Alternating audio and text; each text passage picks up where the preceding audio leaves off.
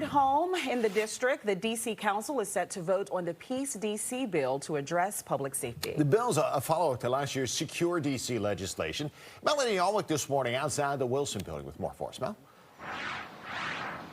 Hey, good morning, guys. Yeah, so violent crime in the city is down about 22%. It was actually a lot better until we started to hit the early summer months, and we had a little bit of a spike.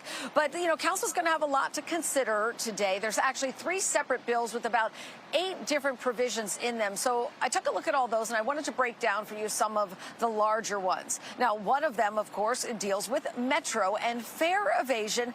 This provision would allow special police officers to make arrests for fare evasion. Now, 2 council members, they want to delete this. They're saying that the special police officers lack the training of sworn law enforcement officers. Police recruitment. Now, D.C. is one of only 3 jurisdictions in our area that requires 60 college credit hours for recruits. This bill would allow some of their police academy hours to count toward that requirement. Public safety and justice. Here's an interesting one, the Neighborhood Tranquility Act. Now, this would prohibit loud protests targeting residences from 7 p.m. to 9 a.m. We've seen this. You're looking at video from Chevy Chase, Maryland, outside Supreme Court justices' homes, and they really say they want to prevent this sort of thing from happening in D.C. neighborhoods.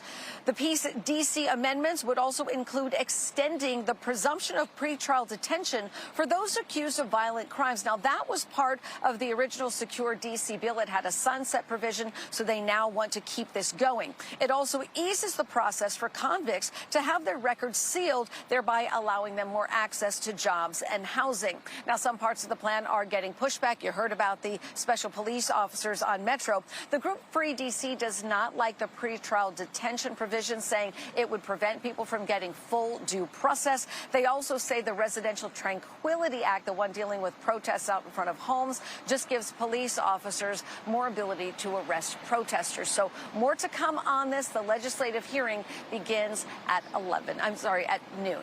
There's going to be a press conference at 11 a.m.